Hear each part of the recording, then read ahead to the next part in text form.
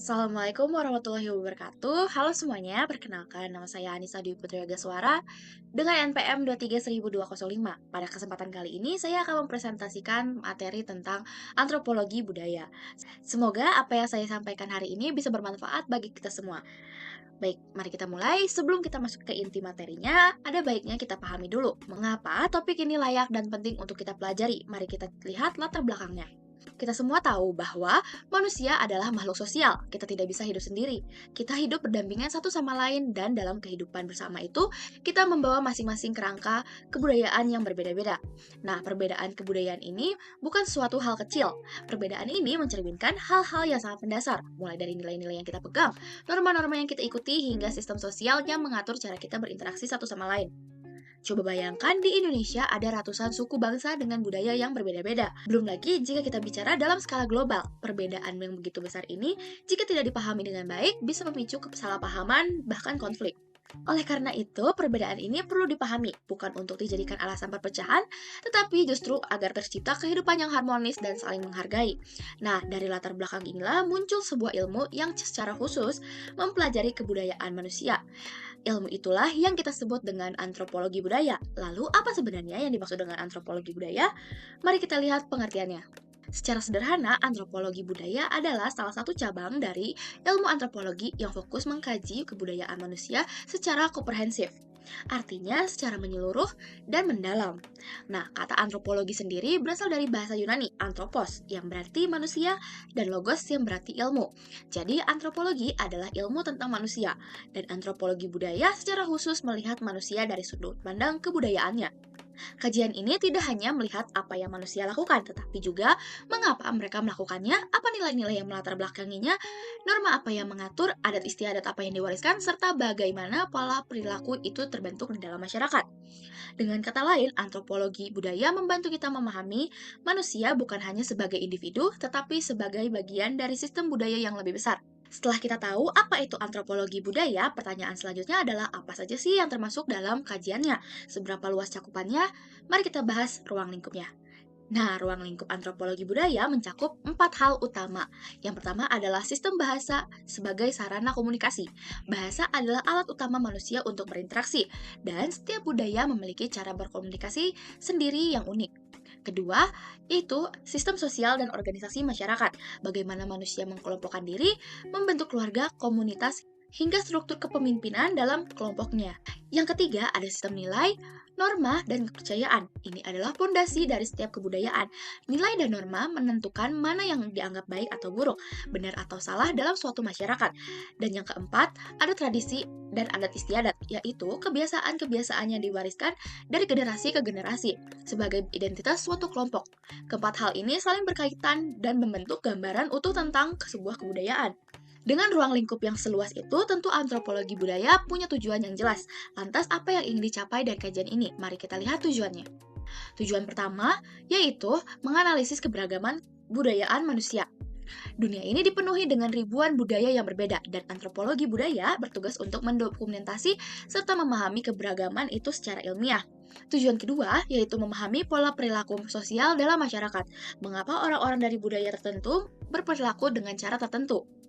Yang ketiga, mendorong sikap toleransi dan inklusivitas. Ketika kita memahami budaya orang lain, kita jadi lebih mudah menerima perbedaan. Ini sangat penting di era globalisasi sekarang. Dan tujuan yang terakhir adalah mengurangi potensi konflik berbasis budaya. Banyak konflik di dunia ini berakar dari kesalahpahaman budaya. Dengan pemahaman yang baik, konflik-konflik seperti itu bisa dicegah. Jadi, antropologi budaya bukan sekedar ilmu akademis, ia punya dampak nyata dalam kehidupan sosial. Nah, karena kajiannya begitu luas dan tujuannya begitu beragam, antropologi budaya kemudian berkembang menjadi beberapa cabang ilmu. Masing-masing cabang mempunyai fokus yang berbeda. Mari kita lihat apa saja cabangnya. Ada 4 cabang utama dalam antropologi budaya, yaitu antropologi prasejarah, antropologi linguistik, etnologi, dan kebudayaan dan kepribadian. Setiap cabang ini mempunyai pendekatan dan objek kajian yang berbeda, tetapi semuanya tetap berada dalam satu payung besar, yaitu antropologi budaya. Mari kita mulai dari cabang yang pertama, yaitu antropologi prasejarah. Cabang ini membawa kita jauh ke belakang, ke masa sebelum manusia bahkan mengenal tulisan. Yang pertama yang akan kita bahas adalah antropologi prasejarah. Kalau kita dengar kata prasejarah, mungkin yang langsung terbayang adalah kehidupan manusia gua atau dinosaurus. Tetapi sebenarnya prasejarah dalam konteks ini merujuk pada masa kehidupan manusia sebelum mengenal tulisan. Artinya, belum ada dokumen, belum ada buku, belum ada catatan, apapun yang bisa kita baca.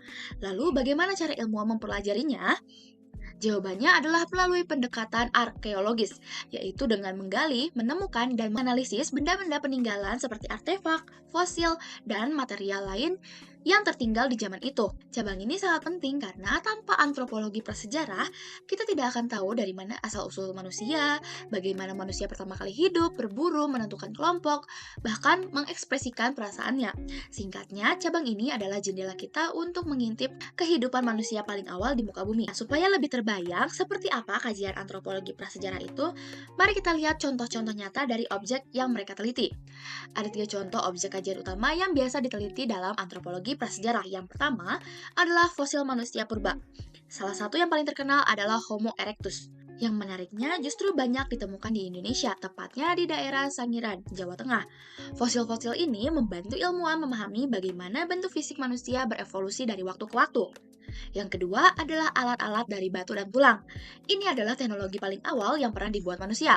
Dari bentuk dan cara pembuatannya, para ahli bisa menyimpulkan seberapa maju tingkat kecerdasan dan kemampuan manusia pada zaman itu. Yang ketiga adalah lukisan dinding gua.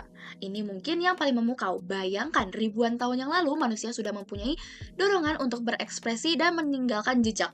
Lukisan-lukisan ini bukan hanya gambar biasa, tetapi juga merupakan bentuk komunikasi, ritual, atau cara manusia purba mendokumentasikan kehidupannya. Temuan-temuan seperti ini adalah potongan puzzle-puzzle yang perlahan-lahan menyusun gambaran utuh tentang bagaimana pola hidup manusia pada masa lampau. Sangat luar biasa bukan betapa jauh ke belakang kita bisa menyelusuri jejak manusia. Sekarang mari kita lompat ke masa yang lebih dekat dan sesuatu yang sangat kita gunakan setiap hari, yaitu bahasa. Inilah yang dikaji dalam antropologi linguistik. Cabang kedua adalah antropologi linguistik. Sekilas kita mungkin berpikir, memangnya bahasa ada hubungannya dengan budaya? Jawabannya adalah sangat erat. Bahasa bukan sekedar kumpulan kata-kata yang kita ucapkan. Bahasa adalah cermin dari cara berpikir dan cara pandang suatu masyarakat terhadap dunia. Antropologi linguistik mengkaji bahasa sebagai bagian yang tidak terpisahkan dari kebudayaan. Artinya, ketika kita mempelajari bahasa suatu suku atau kelompok, kita sebenarnya sedang mempelajari jiwa dan karakter budaya mereka. Contoh sederhananya begini, dalam bahasa Jawa ada tingkatan bahasa, ngoko, badya, dan krama. Keberadaan tingkatan ini bukan kebetulan. Ini mencerminkan nilai hormat dan hierarki sosial yang sangat dijunjung tinggi dalam budaya Jawa. Jadi, bahasa Jawa bukan hanya komunikasi, ia adalah representasi dari nilai budayanya. Hal ini yang membuat bahasa sangat menarik untuk dikaji secara antropologis. Setiap perbedaan bahasa menyimpan kekayaan budaya yang berbeda pula. Nah, sudah kebayangkan betapa eratnya hubungan bahasa dan budaya? Supaya makin jelas, mari kita lihat contoh-contoh konkretnya dalam kehidupan kita sehari-hari khususnya di Indonesia. Di Indonesia sendiri, contoh kajian antropologi linguistik sangat kaya dan mudah kita temukan. Yang pertama, ada variasi bahasa daerah. Indonesia memiliki lebih dari 700 bahasa daerah yang tersebar dari Sabang sampai Merauke. Setiap bahasa daerah itu membawa nilai dan keunikan budayanya masing-masing. Ini adalah kekayaan yang luar biasa yang tidak dimiliki banyak negara lain. Kedua, perbedaan dialek dan ragam bahasa. Misalnya, ada orang Jawa Timur dan Jawa Tengah. Keduanya sama-sama berbicara bahasa Jawa, tetapi dengan dialek yang berbeda, kosakata yang berbeda, bahkan intonasi yang berbeda. Dan perbedaan itu langsung bisa dikenali. Lalu yang ketiga atau terakhir yaitu cara komunikasi formal dan non-formal. Cara kita berbicara kepada atasan, orang tua, atau guru tentu juga sangat berbeda dengan cara kita berbicara kepada teman sebaya. Perbedaan ini dipelajari sejak kecil dan sudah menjadi bagian dari budaya kita secara tidak sadar. Semua fenomena ini menunjukkan bahwa bahasa dan budaya adalah dua hal yang tumbuh bersama dan tidak dipisahkan satu sama lain. Nah, kalau tadi kita sudah melihat keberagaman dari sudut pandang budaya, sekarang kita akan melihatnya lebih luas lagi, dari sudut pandang suku dan tradisi. Inilah yang menjadi fokus cabang ketiga, yaitu etnologi. Cabang ketiga adalah etnologi. Etnologi adalah ilmu yang secara khusus mempelajari kebudayaan berbagai suku bangsa. Kalau antropologi linguistik fokus pada bahasa, etnologi fokus pada keseluruhan sistem budaya suatu kelompok, mulai dari adat istiadat, sistem kepercayaan, upacara tradisional, hingga struktur sosial. Yang menjadi ciri khas etnologi adalah pendekatannya yang kooperatif. Artinya, satu budaya tidak dipelajari sendiri, melainkan dibandingkan dengan budaya lain untuk melihat persamaan dan perbedaannya. Nah, dari perbandingan itulah muncul pemahaman yang lebih dalam tentang mengapa suatu budaya berkembang dengan cara tertentu. Yang penting untuk digarisbawahi dalam etnologi adalah tidak ada budaya yang dianggap lebih tinggi atau lebih rendah dari budaya lain. Setiap budaya dipandang setara dan unik dalam konteksnya. Prinsip ini dalam ilmu antropologi disebut dengan relativisme budaya, menilai suatu budaya dari perspektif budaya itu sendiri, bukan dari kacamata budaya lain. Nah, Indonesia sendiri adalah surga bagi para etnolog, karena kita punya ratusan suku dengan budaya yang berbeda-beda. Mari kita lihat beberapa contoh kajian etnologi yang paling menarik dari Indonesia. Ada tiga contoh kajian etnologi yang sangat kaya dari Indonesia. Yang pertama, ada adat pernikahan suku Jawa. Proses pernikahan Jawa bukan sekedar pesta, ia penuh dengan filosofi dan makna mendalam. Mulai dari siraman, midoreni, akad nikah, hingga panggih. Setiap tahapannya memiliki simbolisme tersendiri yang mencerminkan nilai-nilai luhur budaya Jawa seperti keseimbangan, rasa hormat, dan doa untuk kehidupan yang harmonis. Yang kedua, ada tradisi Batak dalam kehidupan keluarga. Dalam budaya Batak, konsep marga bukan hanya nama belakang. Ia adalah identitas, garis keturunan, dan jaringan sosial yang sangat kuat. Sistem kekerabatan Batak yang disebut Dalihan Tolu mengatur bagaimana seseorang berinteraksi, saling mengatur, bahkan menikah. Lalu yang ketiga, ada kebudayaan Dayak di Kalimantan. Dengan seni ukir yang khas, rumah panjang sebagai pusat kehidupan komunal, serta berbagai ritual yang masih dijaga hingga kini. Kebudayaan Dayak adalah contoh nyata bagaimana sebuah masyarakat bisa membangun identitas yang sangat kuat melalui tradisi dan seni. Semua ini menegaskan bahwa keberagaman budaya adalah identitas sosial dan harus dihargai, dijaga, dan diwariskan pada generasi berikutnya. Nah, tadi kan kita sudah melihat bagaimana budaya membentuk identitas dan tradisi suatu kelompok. Nah, sekarang kita akan lihat sesuatu yang lebih personal. Bagaimana budaya secara langsung membentuk diri kita sebagai individu. Inilah yang dibahas dalam cabang keempat, kebudayaan dan kepribadian. Cabang keempat dan terakhir adalah kebudayaan dan kepribadian, yang menurut saya adalah cabang yang paling dekat dan paling terasa dalam kehidupan kita sehari-hari.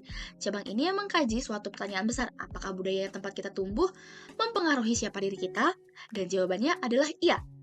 Sangat besar pengaruhnya. Sejak lahir, kita sudah dikelilingi oleh nilai-nilai, norma-norma, dan kebiasaan dari budaya kita. Orang tua kita mengajarkan apa yang dianggap baik dan buruk, lingkungan sosial kita membentuk cara kita berinteraksi, dan masyarakat menentukan apa yang dianggap pantas dan tidak pantas. Proses itu berlangsung secara bertahap dan membentuk karakter serta kepribadian kita.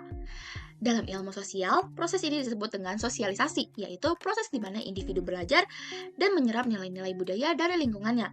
Dan hasilnya adalah internalisasi budaya, di mana nilai-nilai itu sudah menjadi bagian dari diri kita, tanpa kita sadari sepenuhnya. Itulah mengapa ada ungkapan yang sangat tepat dalam konteks ini. Setiap individu adalah cerminan dari budaya tempat ia tumbuh dan dibesarkan. Mungkin kita tidak sadar, tapi pengaruh budaya itu sudah merasap sangat dalam ke dalam perilaku kita sehari-hari. Yuk kita lihat beberapa contoh konkret yang pasti sangat familiar bagi kita semua. Ada tiga contoh pengaruh budaya dalam kehidupan individu yang sangat mudah kita kenali. Yang pertama, ada pola sopan santun dalam interaksi sosial. Di Indonesia, kita diajarkan sejak kecil untuk menunduk, mencium tangan, atau mengucapkan salam saat bertemu orang yang lebih tua. Ini bukan sekedar kebiasaan, ini adalah nilai hormat dan penghargaan yang sudah diinternalisasi melalui budaya kita. Lalu yang kedua, ada cara berpakaian sesuai norma budaya. Di beberapa bagian di Indonesia, ada aturan tidak tertulis tentang cara berpakaian yang dianggap sopan dan layak, terutama dalam acara-acara adat atau keagamaan. Cara berpakaian ini bukan hanya soal estetika, tetapi mencerminkan identitas dan nilai budaya yang dijunjung tinggi. Yang ketiga, ada sikap menghormati orang yang lebih tua. Yang seperti kita lihat di foto-foto ini, sangat kuat dalam budaya Indonesia tradisi sungkem, meminta restu, atau sekedar mendahulukan orang tua dalam berbagai situasi. Adalah bukti nyata bagaimana nilai budaya telah membentuk perilaku kita secara mendalam. Hal-hal ini menunjukkan bahwa internalisasi budaya benar-benar nyata. Budaya bukan hanya ada di luar sana, tetapi sudah hidup di dalam diri kita masing-masing. Tadi kita sudah membahas seluruh materi secara lengkap, mulai dari latar belakang, pengertian ruang lingkup, tujuan, hingga keempat cabang antropologi budaya beserta contoh-contohnya. Sekarang saatnya kita tarik benang merahnya dalam sebuah kesimpulan. Kesimpulannya, antropologi budaya adalah ilmu yang memberikan kita pemahaman mendalam tentang keberagaman manusia. Dari masa prasejarah hingga kehidupan modern, dari bahasa hingga kepribadian, dari tradisi lokal hingga perbandingan lintas budaya. Melalui kajian ini, kita diajak untuk tidak hanya melihat perbedaan sebagai ancaman, tapi justru sebagai kekayaan yang harus dijaga. Diharapkan dengan memahami budaya orang lain, kita bisa menciptakan sikap saling menghargai dan toleransi dalam kehidupan bermasyarakat. Karena pada akhirnya, meskipun kita berbeda-beda budaya, kita semua adalah manusia yang ingin hidup berdampingan dengan damai. Demikianlah presentasi yang dapat saya sampaikan mengenai antropologi budaya. Mohon maaf apabila ada kekurangan dalam penyampaian materi ini. Wassalamualaikum warahmatullahi wabarakatuh. Terima kasih.